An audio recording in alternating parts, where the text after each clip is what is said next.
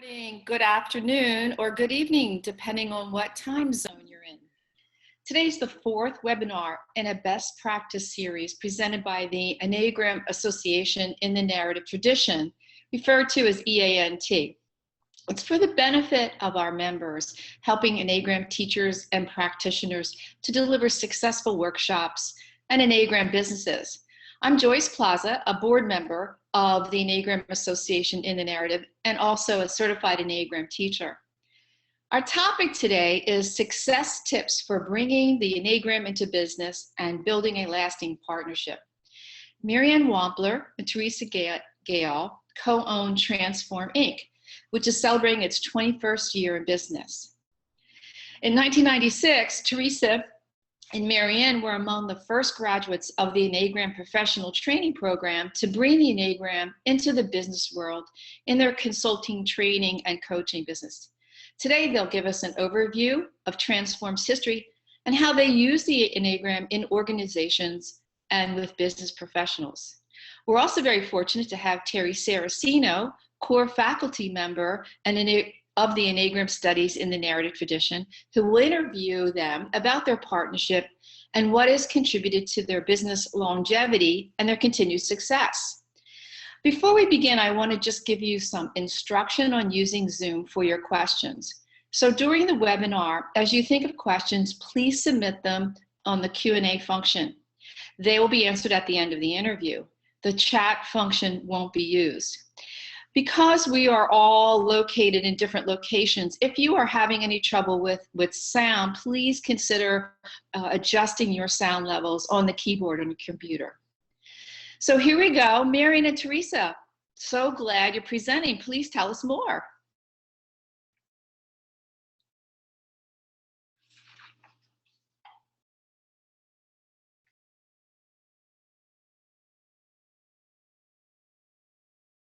Thank you, Joyce. Sorry about that. I had to get my mute off.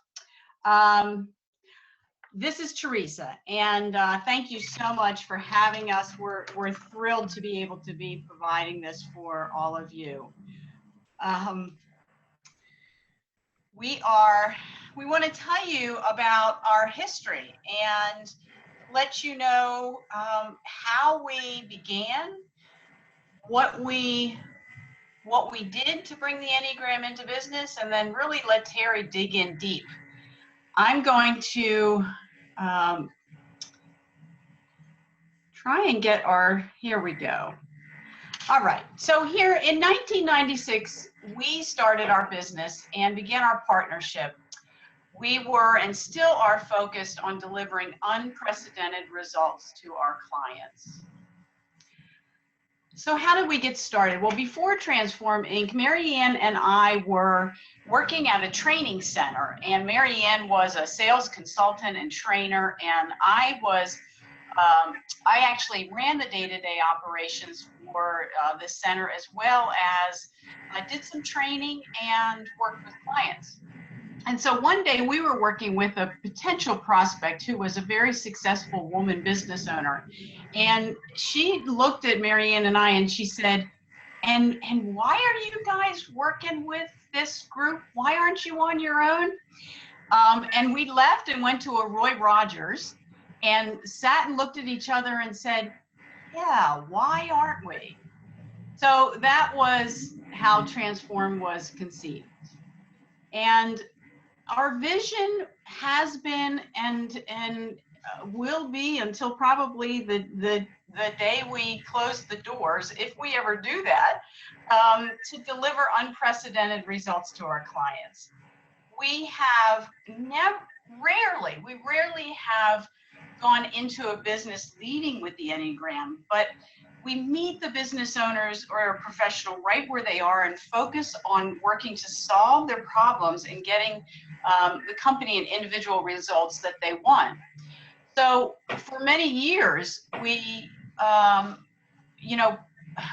went and thrived, but there were these points.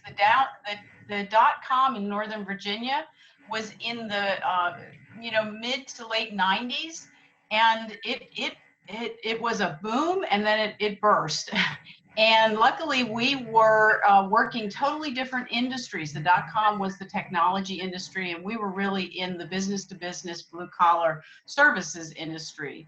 9/11 and 2008 downturns, and there were lots of ups and downs that kept us, you know, going through the business, and we survived.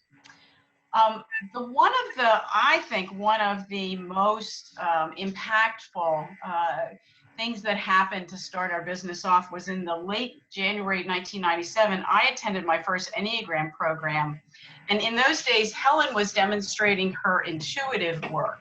She asked for a volunteer, raised my hand, and she asked what I wanted to focus on, and we had just started the business, so I said the business. And she knew that I worked with Mary Anne, and she had a relationship.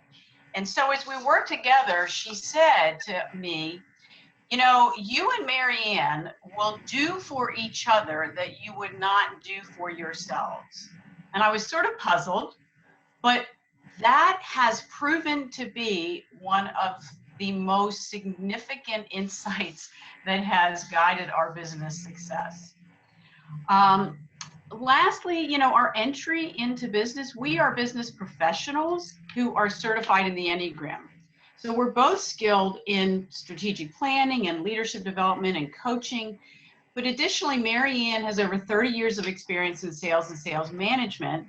And I have the same number of years in organizational development design, human resource management, management development, productivity. And so our entry into business has most often been through sales or business leadership or organizational growth, planning, and design.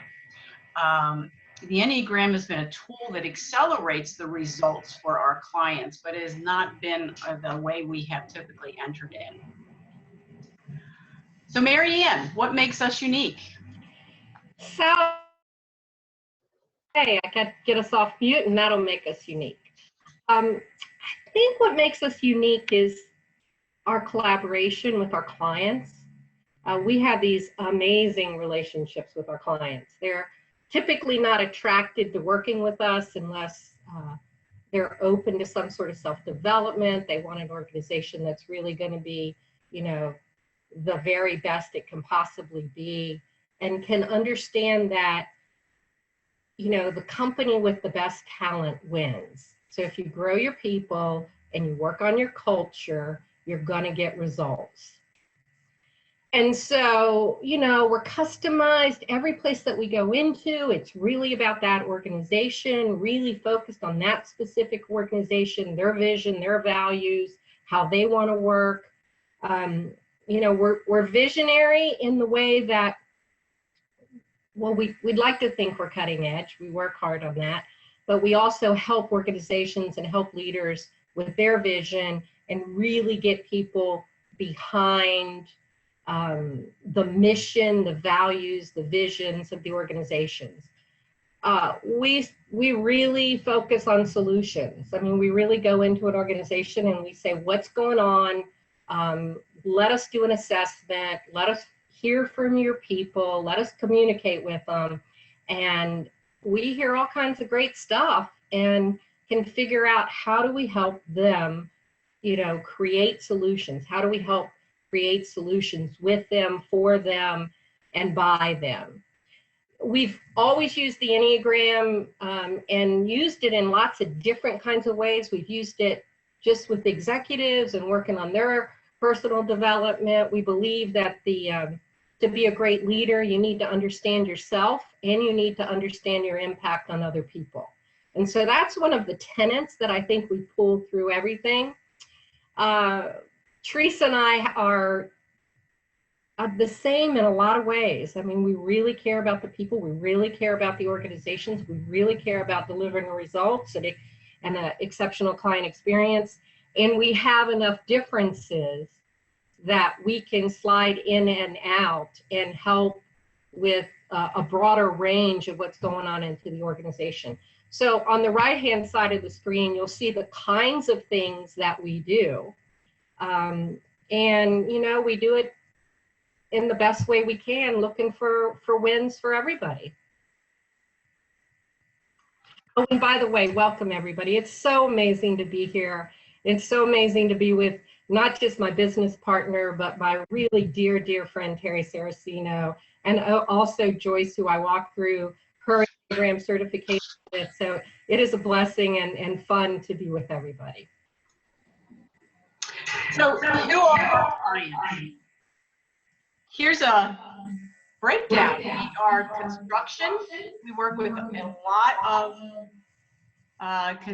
remodeling, design, build, subcontractors, new home, commercial clients. We do business consumer, meaning business, a business is selling to a homeowner. So they do tree care, landscape, wealth management, home health care, insurance, and business to business, TV, radio, architectural firms, and lots of others. Mary Anne mentioned that our ideal prospect one is that mentality that they want to invest in themselves and their employees because they believe their employees are their greatest asset. Their experience and expertise, they're typically business owners who have started a business because they have a specialty, like they're a design builder, or they're a landscaper, or they're an architect.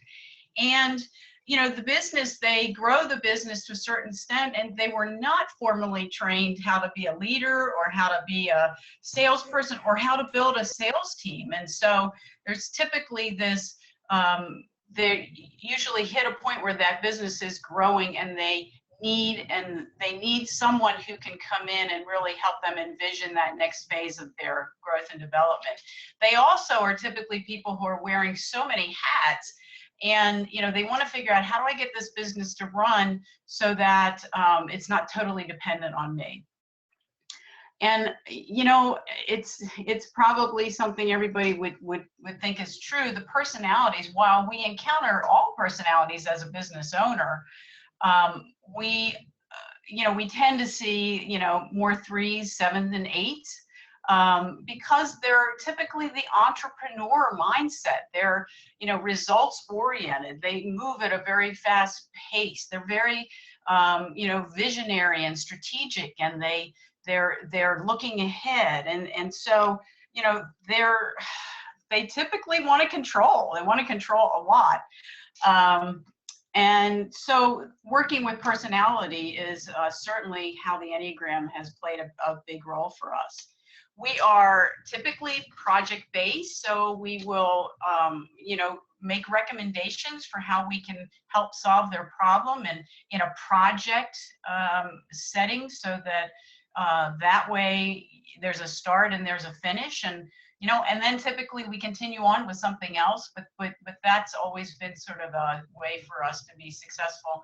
How do we grow? With referrals. Our clients are our best referrals. And other professionals who are also serving the clients that we work with.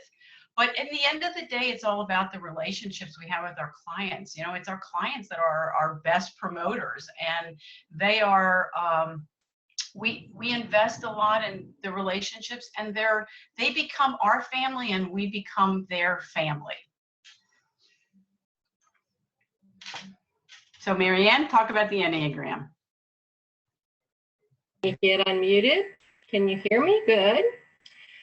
So the Enneagram, there's the Enneagram and there's the narrative tradition, right? And I am a narrative tradition Enneagram person, and it's in my bones. And I've always known that it was the most powerful, most effective way to use and teach the Enneagram, because it gets people talking to each other, right? And in the organizations that we work in, and with each other in our relationship, we need to be able to really have conversations with people and really understand, to be an effective leader, I'm going to come back to that, you have to understand yourself and your impact on other people. And that's not going to happen to the depth that we want it to happen unless we're using the narrative. So, unabashed fan of the narrative. It's a tool. We're using it to do something. We're using it to solve a problem. We're using it to get people to communicate better, or to deal with performance issues, or to deal with visionary issues. those kinds of things. So we're really solution-based. I think Theresa's been hitting that home. We wrote a book early on called Wake Up and Sell that looked at all the patterns of salespeople and how that impacted their success. And we still use that to this day, and people refer to it, so that's great. We also did a workbook, the Enneagram and Leadership. So we have these tools for the applications, coaching, performance-based, personal mastery, transitions, leadership, sales, team, client service. And then last, but probably really one of the most important points is that we work really hard to keep the ethics and the use of the Enneagram intact in organizations and with the people that we work with. So we believe you get results from using the Enneagram in business. And, you know, when we first started, we were told, you can't take this into business. And, you know, I'm just counterphobic enough to say, yeah, why not? I mean, there's people in business. Why can't we do that? So we've seen it really accelerate the development of leaders and teams. We teach self-observation. We teach centering practices. We do a lot of things, and we do it within a business context that's going to be appropriate to business. So we see it boost sales. We see more productivity, collaboration, morale, all of that sort of things that you want in a really healthy, well-run business.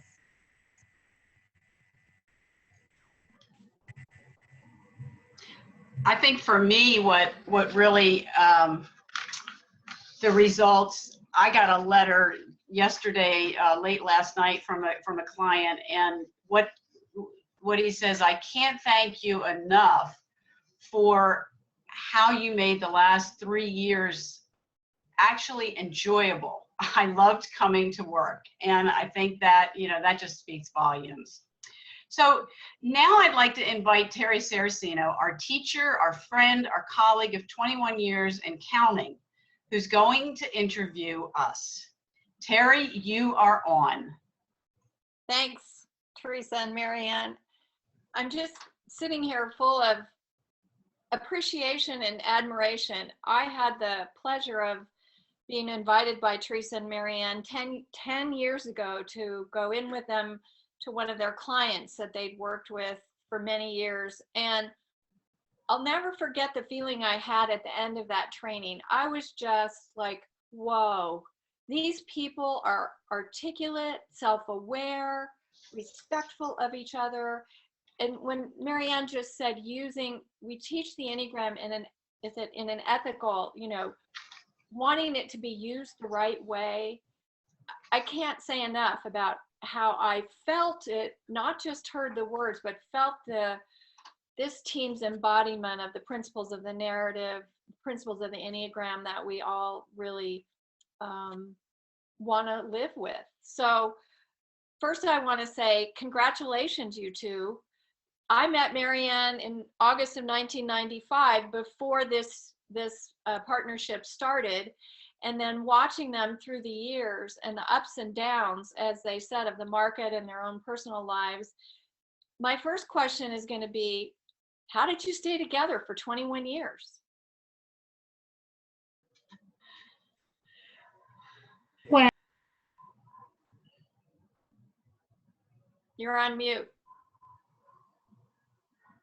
All right, so I'll get started.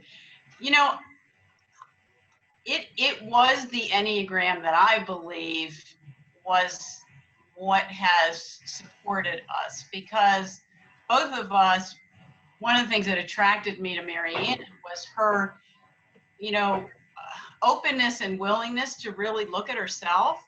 And, you know, I was the same. And so we started with a friendship, and we really learned about each other through sharing about our learnings with the Enneagram. I think that just was the foundation for our success. Mary Anne, you want to add anything?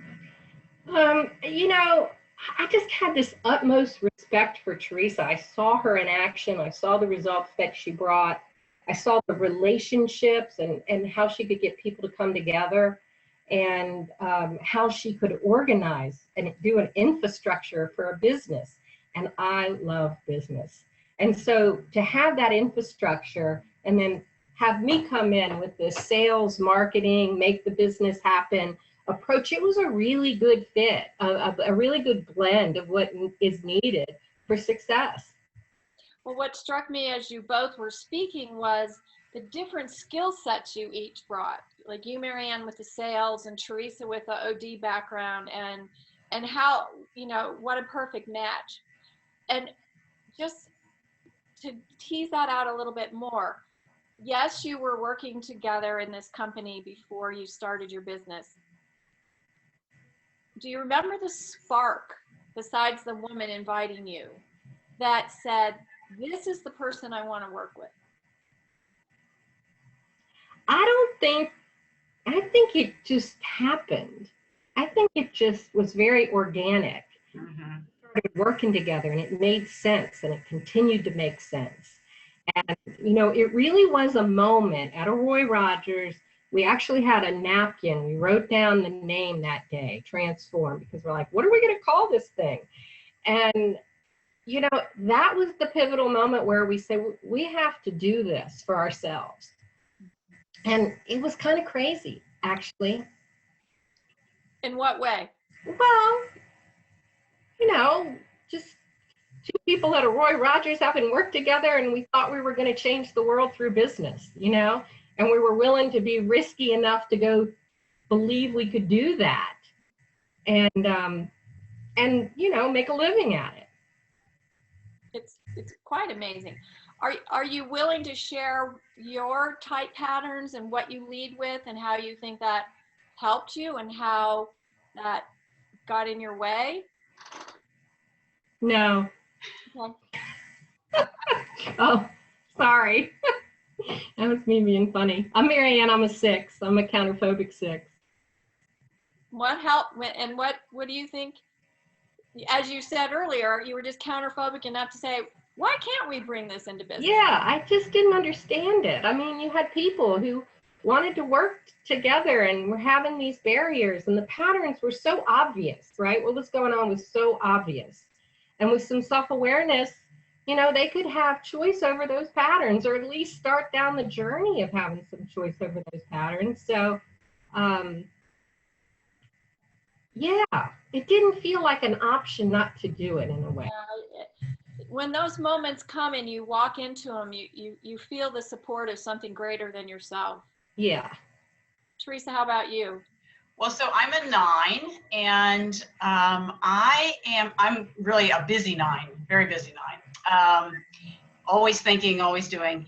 And I think how it supported me is that I really do have this need for structure and for organization, and I really I have that ability to really look at the whole and be able to then piece it together, you know, like identify what the gap is and then be able to really lead towards that resolution, which that would be sort of that, you know, conflict management, right? I can break it up, I can then bring it back together.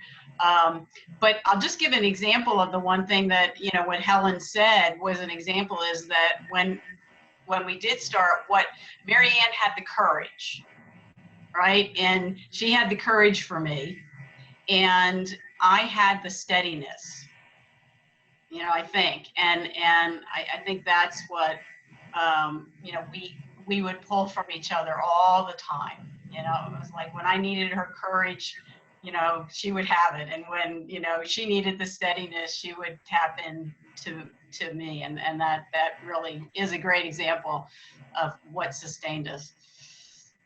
Mm. That's, I mean, you can That's the first time I've heard Theresa say that I had the courage for her, Terry. Isn't that sweet? Yeah, isn't that sweet? And you said, and she did have the steadiness for me, right? And I had the trust. I had enough trust in her that, you know, I could walk down this path with her. I do not believe I would have done it alone. absolutely, absolutely. So we're talking about the partnership now. When you hit those hard places, how did you navigate them? What advice would you have for some 2 people, 3 people starting a business, working together, hitting those places that you're gonna hit? What advice, how did you do it? How did you navigate it? How do you navigate it still? And what advice would you have? When your 6 gets stubborn and Theresa gets stubborn and it's all her fault, and do you ever have any of those? Well, as long as we've got that clear, we can start. No, I mean, I think there's a bigger vision, right? We're doing something. I mean, I don't have a job if we don't do this, right? I mean, there's nothing else I would want to do. So it really, to me, it's like there is no option, right? This thing needs to work. And for this thing to work, and I want it to work, it's fun. And for that to happen, Theresa and I need to be our best selves as often as we can.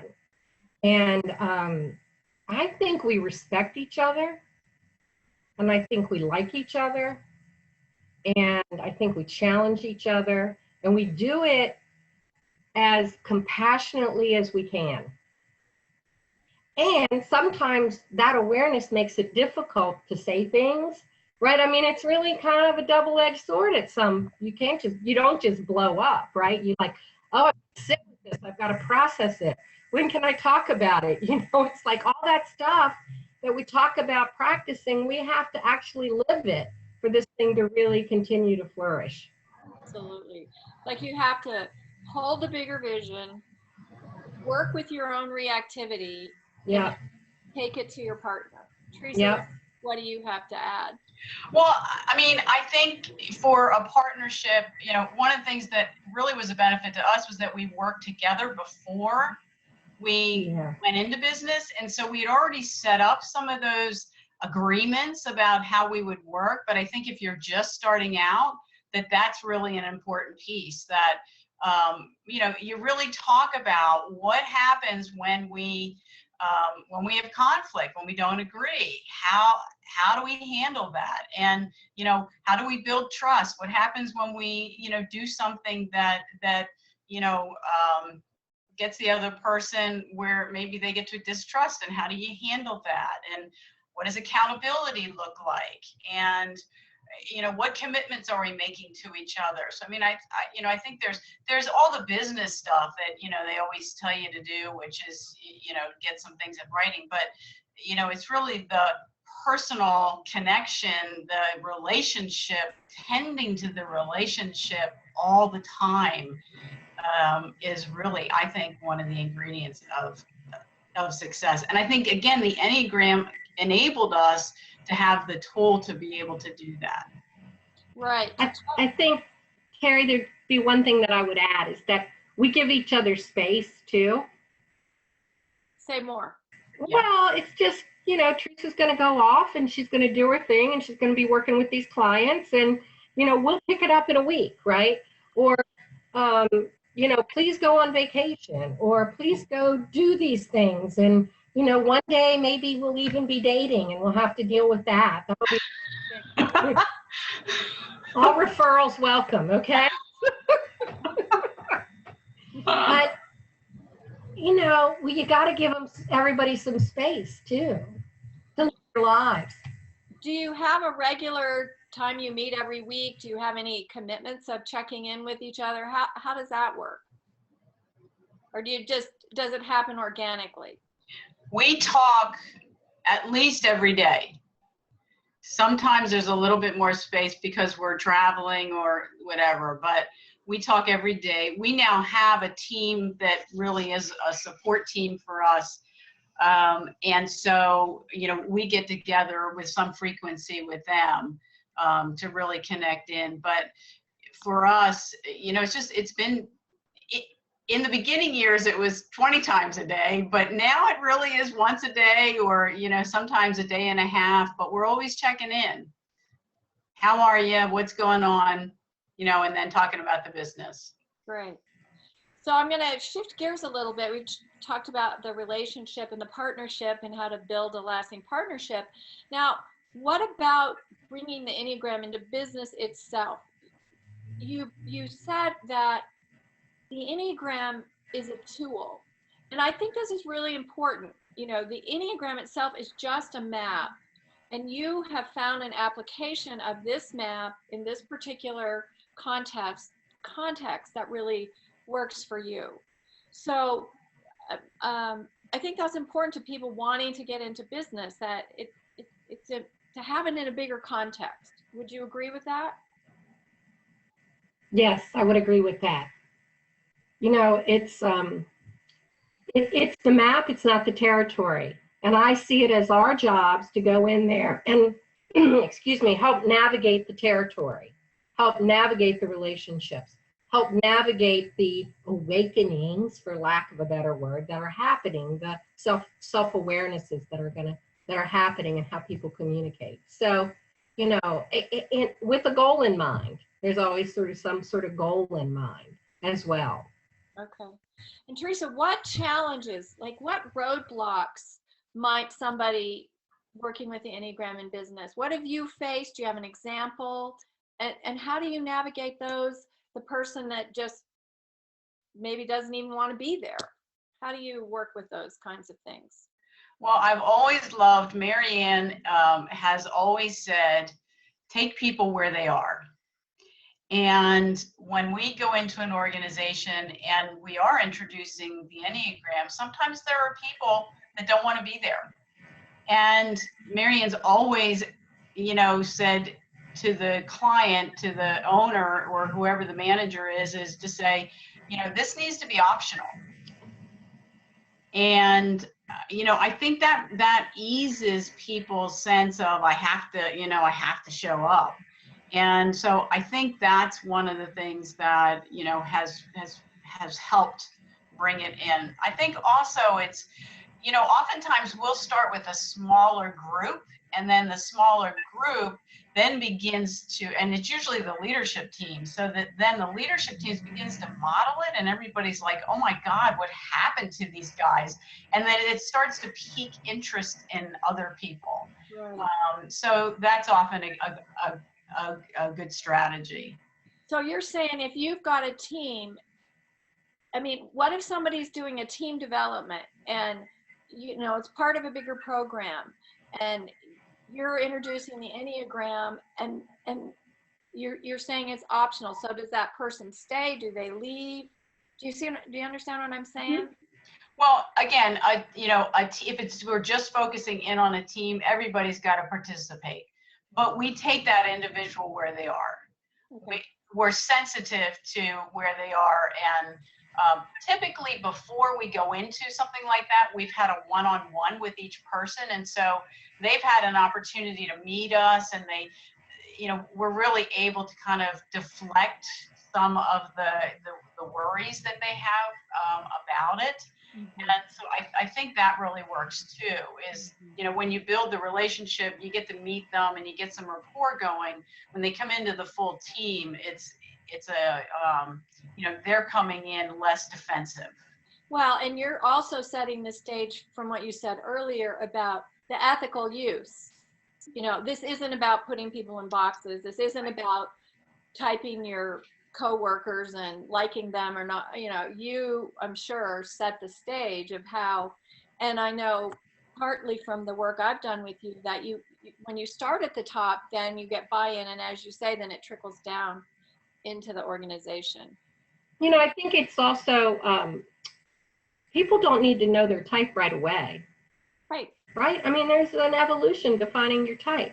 So you just substitute, how's your personality impact? Or how, you know, you just work with the dynamics that are in the room, and you can make a lot of progress, and people can, during that progress, come to find their type, but they don't have to find it right away. There's no rush to it. Everybody can name their strengths and challenges. Yes. And yes. Landed in a number or not, landed in a pattern or not. There's less resistance to it than you would think. Mm-hmm. Right? people say when we were told early on, you can't take this in, it's too powerful. But really, when you put it out there, people are like, oh yeah, that's so cool. That's so me. I didn't know there was anybody else like that. You know, it makes them feel more accepted and more human. And who doesn't want that? You mentioned the teaching self-observation and centering practices. I know one of the tricky things in business is the whole concept of spirituality. And how do you guys handle that? Well, I think the whole mindfulness approach that's been, out there and in the market and things like that has helped a lot with that kind of acceptance. I think we have a lot of people that are really physical athletes and things like that, guys that we work with, women that we work with, and they understand that, you do need to get calm, you do need to settle down. So we're not taking them on a spiritual journey, we're just taking them inside and Right. get them grounded. Mm-hmm. Anything you have to add to that, Theresa? No, I think that's good.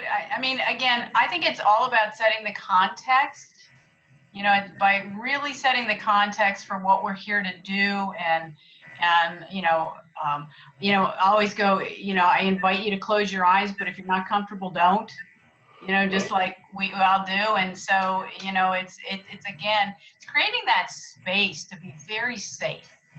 Yes. One of the key principles, I remember Helen and David, in my very first training, your job is to make a safe container. Yeah.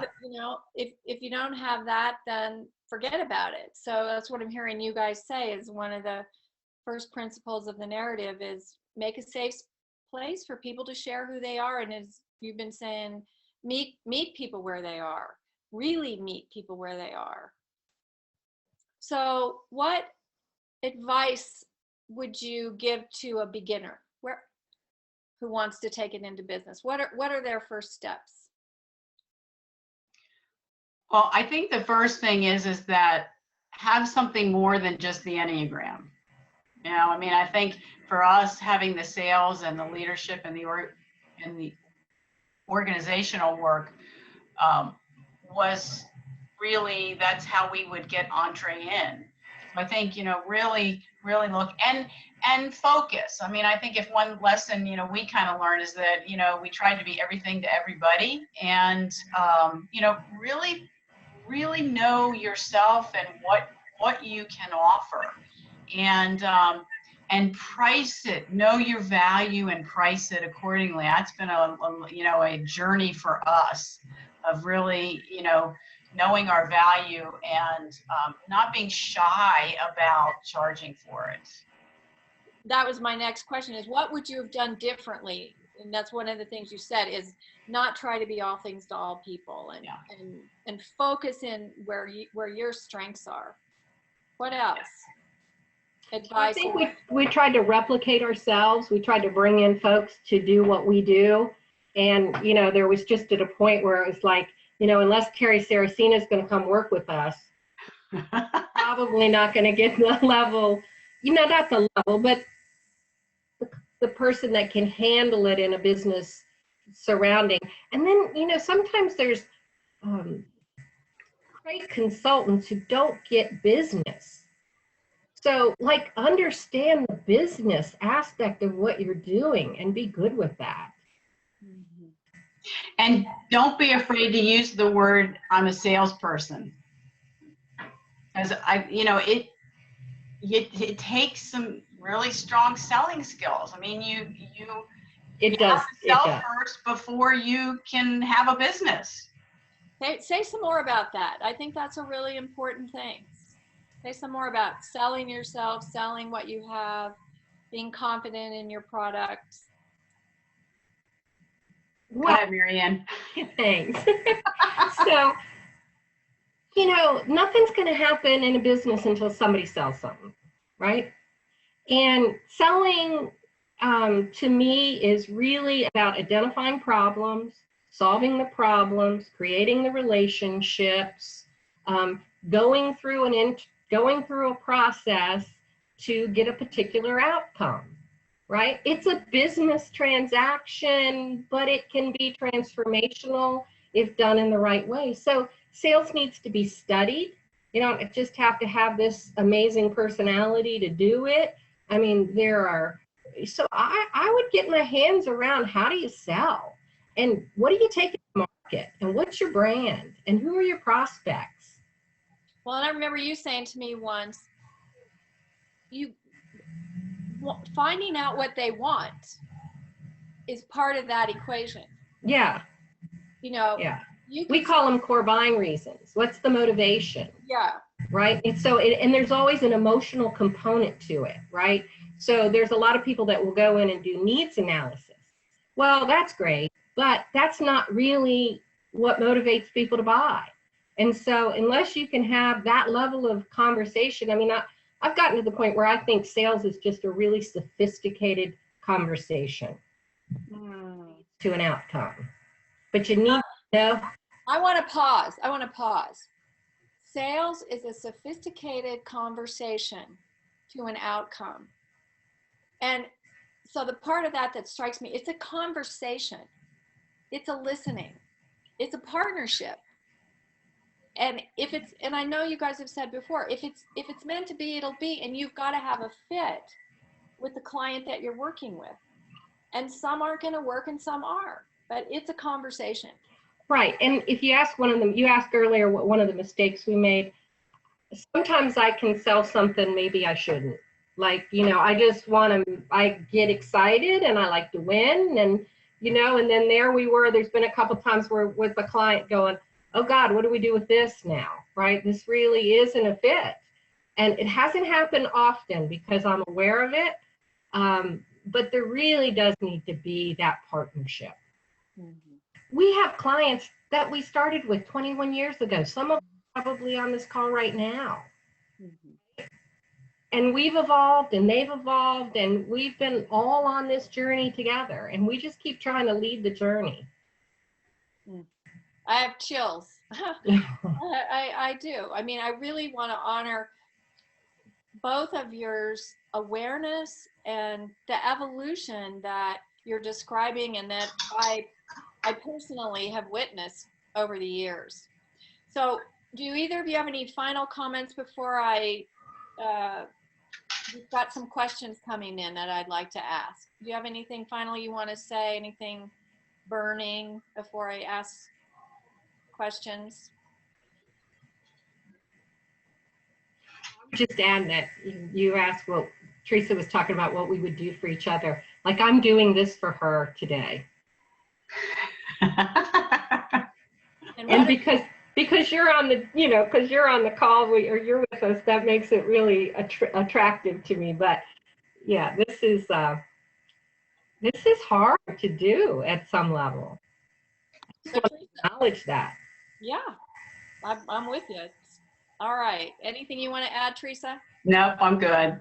Okay. So we have a question from Anonymous. When working with your clients, what aspects of the Enneagram as taught in the narrative tradition do you use specifically? Do you do typing interviews? How about panels? All of the above. Those tools that Mary Anne talked about, so like the wake up and sell, if we're working with a sales team, we'll get that out to them first because that's the discovery phase, right? That's the discovery process. They're reading about type and they're identifying sort of the similar process of identifying their top 3 choices. And similarly, that workbook for leadership is the same way, so that when they we'll either then have a group session or before the group session, we'll have one-on-ones on the phone or together and do the typing process to help them if they're not really sure. And so that when we get together, then we're really doing an overview, and we're getting very experiential with the team. We're getting the sharing. So if you're a 1, so tell us about the things about a 1 that have really that really caught your attention, that are true for you. And then so they're teaching each other. So that is the narrative. And their experience, they have a reality that's going on in their organization, right? There's context, there's something happening. And so that's what's really in the field. That's what we're paying attention to. And then how does type play into that? We're not just focused on the type. We're focused on what's the current reality? What are you experiencing in this organization with these people in these relationships, right? It's very real. It's very experiential and real to that organization. And you may, I know sometimes you use specific panels, but sometimes you use the narrative to the extent you're pulling people out, like in a Right. circle, or focusing on the conversation. Mm-hmm. So another question, can you give an example of teaching self-observation in a business context? Put your feet on the floor, lower your gaze, find your butt in the seat, take a deep breath, and go inside. Or during a coaching session, and we're talking about an interaction that they had before, what was going on for you? What's going on for you right now in this moment? So really helping to get them to put themselves back in the moment, to really, kind of identify what was going on, and then connecting it to where they are right now, and helping them discover the solution as opposed to us telling, right? And then taking the action necessary to implement the solution. We help them with the words, we help them process, how it's going to be for them, and rehearse it, or whatever needs to be done based on that particular person or that particular group. Will help guide them onto, like, what do you do with this? What's right action? Right. How do you have the difficult conversation? Right. How do you resolve this? What's the next step in increasing your sales revenue or whatever? You Right. apply it to their task in the company. Okay. How receptive are people in business to the Enneagram? You said a little bit about this. I'll let you take this, Theresa. Again, we don't go in with the Enneagram. So when we recommend the Enneagram, it's all in relationship to the solution to their problems and to helping them get the results they want. So, as long as it's connected to those things, I don't think we've ever really had a whole lot of difficulty. It's sort of like a natural, organic progression of how we're working through the project. Okay. Do any of your folks compare the Enneagram to the Myers-Briggs, and what do they say about those two tools, or what do you say?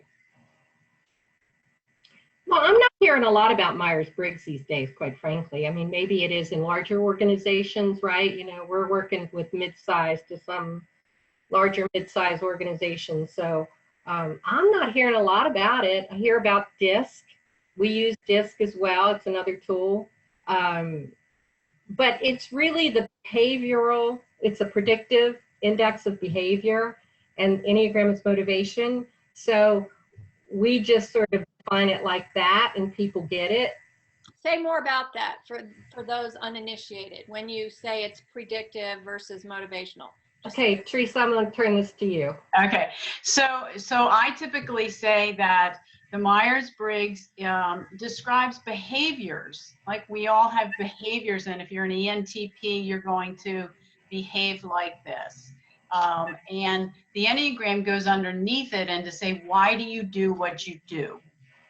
And that oftentimes that's where people go, oh, all right, yeah, I get that.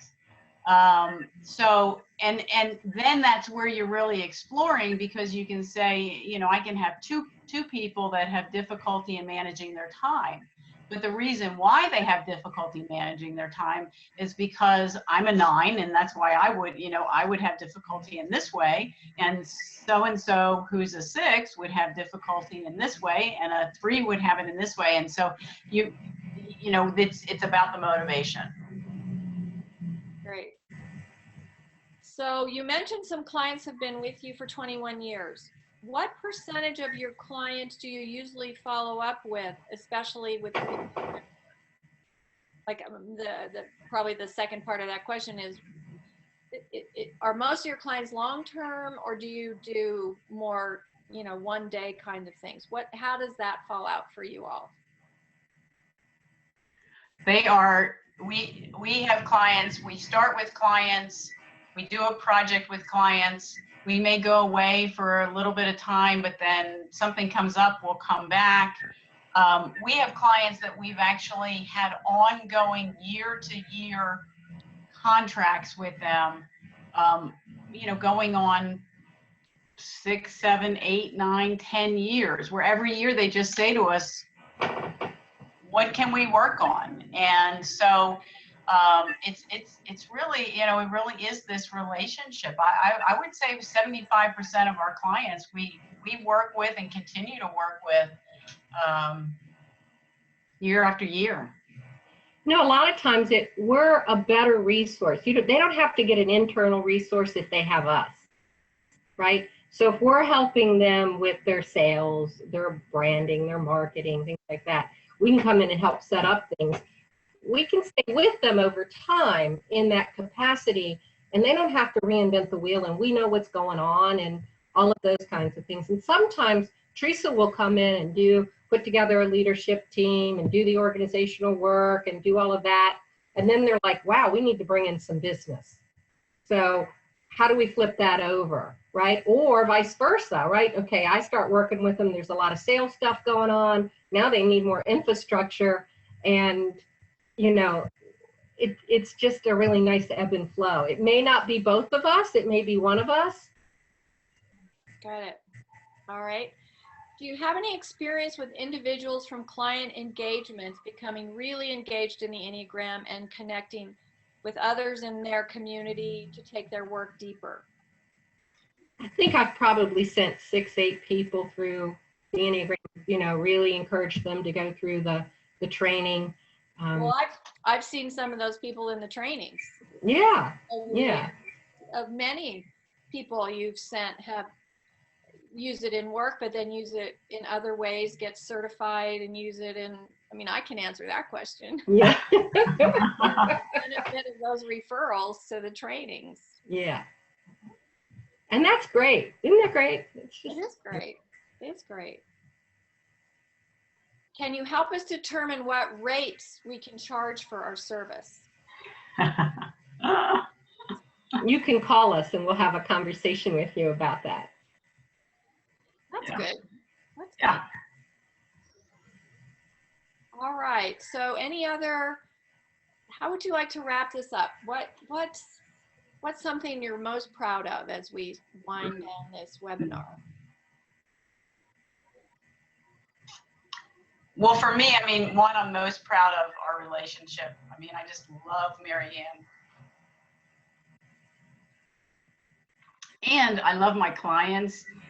And I really do believe that we make a difference in their whole life, not just their work life. I think that's so true that, yes, they're using it at work, but so many times I hear, and this helps my relationships, and I understand my husband and my kids and my partners and my friends, and often trying to separate it out, but we're humans. We live in all these realms, right?